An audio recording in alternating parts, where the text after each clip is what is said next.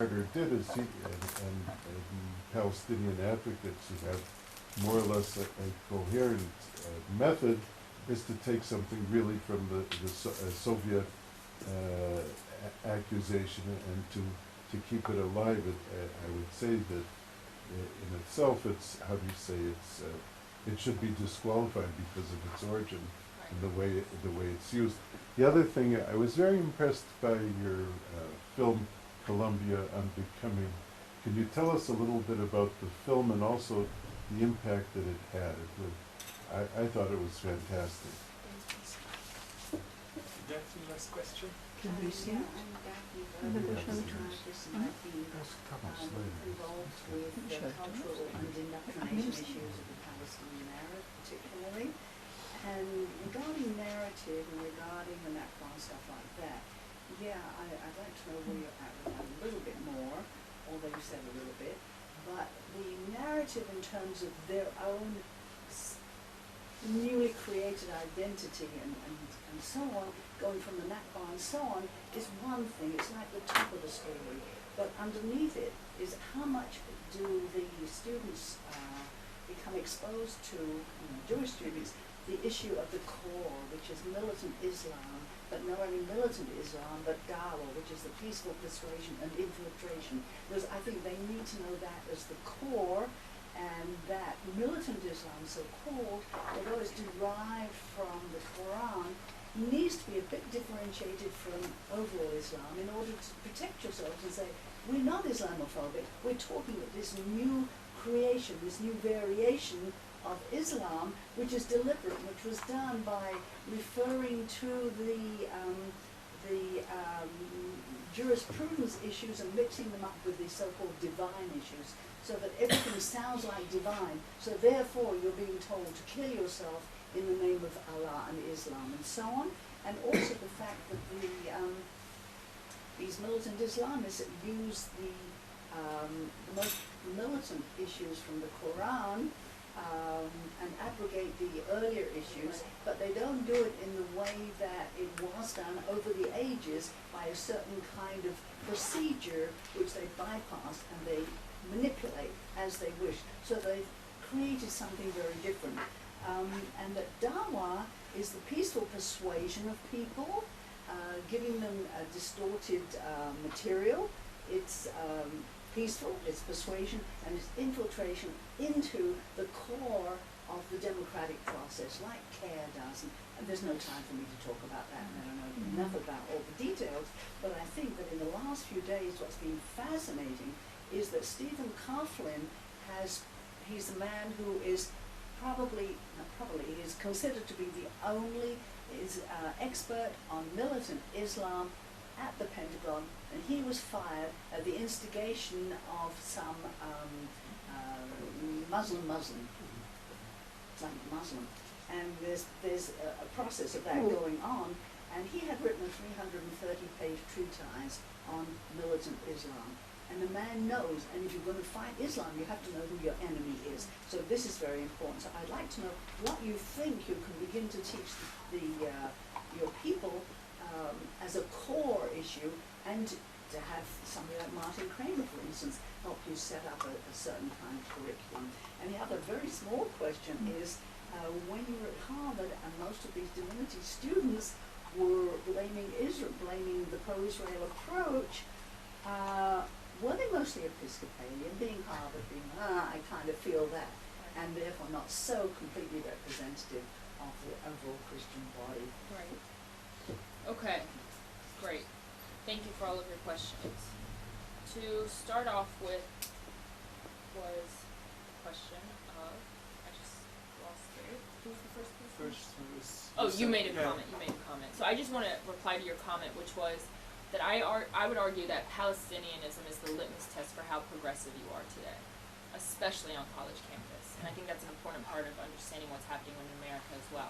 And the Carter and Walt Mearsheimer books are not fringe. They are mainstream. So I think that's part of this. Okay, then to go to the next question. So the Columbia film. The way it began, I started working for the David Project June 2003, right after I graduated from the Divinity School. and I moved to New York and opened our office. And I began reaching out to students within New York City primarily because I assumed that if this was happening at Harvard and my experiences at Harvard, this had to be happening on other campuses. And I actually went to meet with students at Columbia primarily because Sheikh Zayed had also given money to Columbia University a few years before he gave the money to Harvard. So I knew he also gave the money in the 70s to Georgetown University to create their center. So I wanted to meet with students at Columbia to see if any of them knew about this, if they were thinking about this and whatnot. I wound up, convening a group of students, many of whom knew each other, but didn't spend any serious time together. And I'm smiling because Jeff's son was one of those students. And we brought together a group of students, all very strong in their Jewish identity in a lot of different ways. Some went to Jewish day school, some didn't go to Jewish day school, some were part of youth movements, but all very much confident in their Jewish backgrounds. When I met with these students, they said, we love Columbia, it's very easy and comfortable being Jewish here, but we have a problem, and the problem is with a handful of professors from the Middle East Asian Languages and Cultures Department, and they really do intimidate students if you offer a dissenting perspective with regards to Israel and the Middle East. We began working with these students primarily to understand what was actually happening. So these students began giving me details about specific incidents in the classroom. They began sharing with me what was happening with the overall university environment. I understood from them certain perspectives, and I would then go talk to some of the faculty members to have a sense of what was happening from their perspective. We asked the students, what are you willing to do about this? Because if the students aren't willing to do anything, it's very difficult as an outside organization to actually push a specific initiation of any kind. And the students said, we really think that if alumni understood this problem, the situation would be resolved. It was very simple. A little naive, but very simple.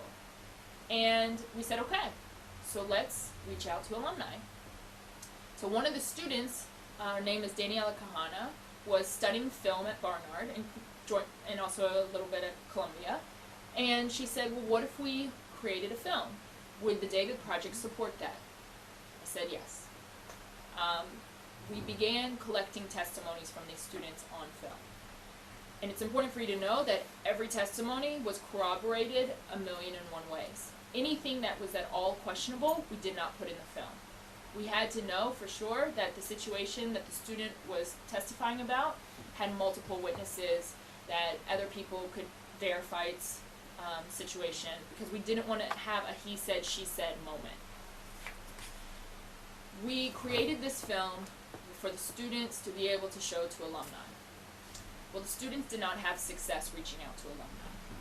Just so you know too, I had interviewed over 24 faculty members, all off the record. None of them, tenured and non-tenured, were willing to go on record. So I have pages of notes that I took with these professors that I cannot use for any purpose. But it's pretty damning what these professors say. That we joked that we should call the film Marano's of Morningside Heights because of what was happening.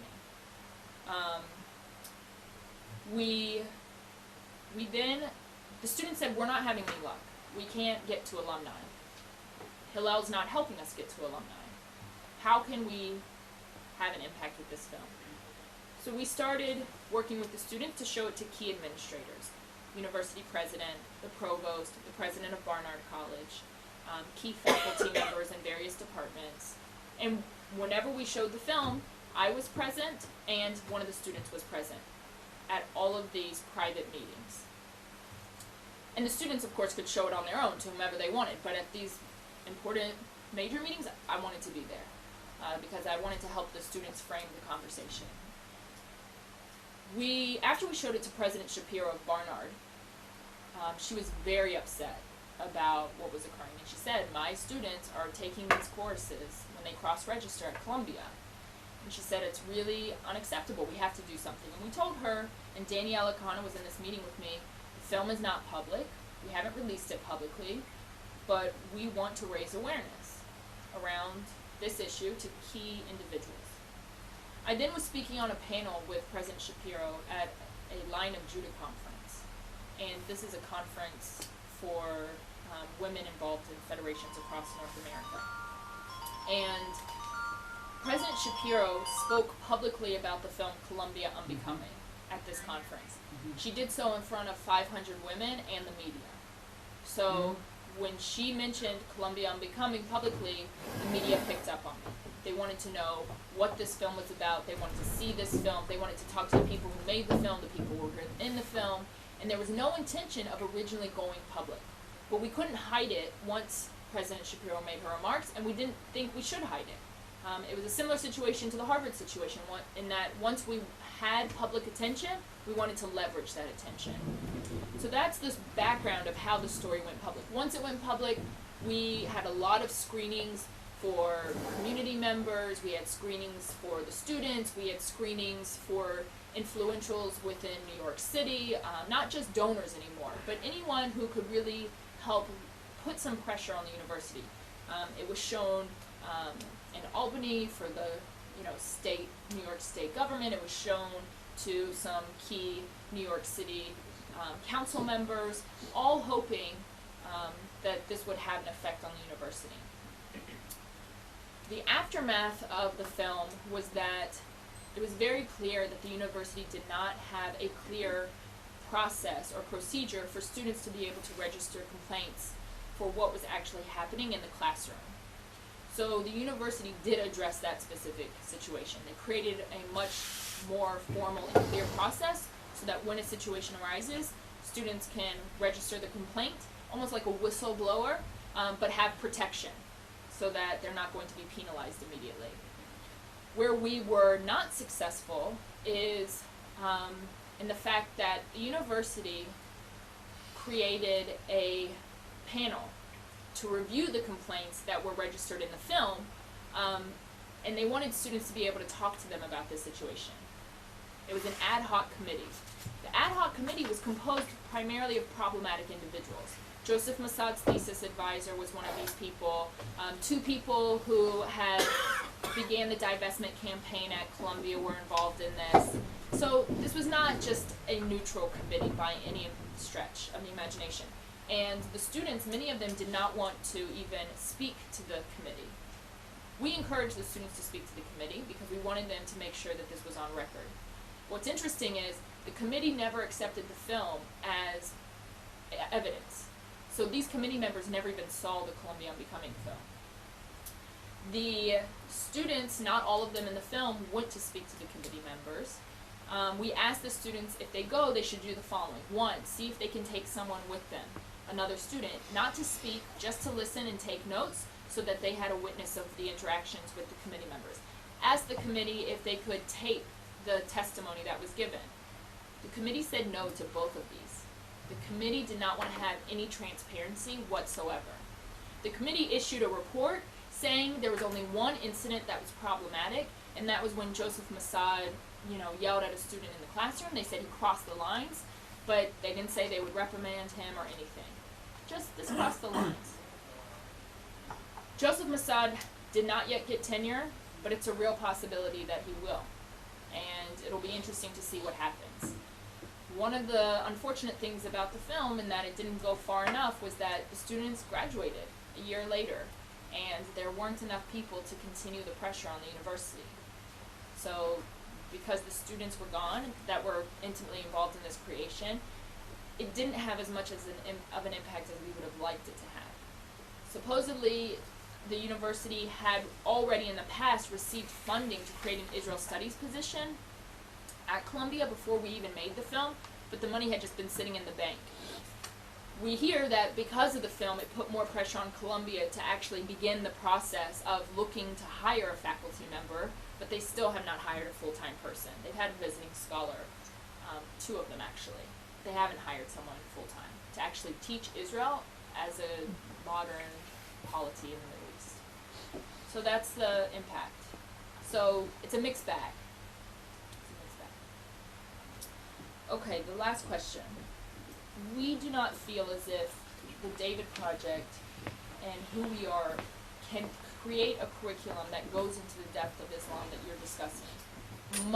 Many of us know exactly what you're talking about. And what we would prefer to do is work with people like Robert Spencer from Jihad Watch, or people like Martin Kramer, and have them work with us to create this type of curriculum. Because it's not us, we don't think that we should be doing it ourselves. That being said, when we do teach in our historical component within our curriculum, we do talk about Dar al-Islam and Dar al-Harb. We want them to understand that this exists.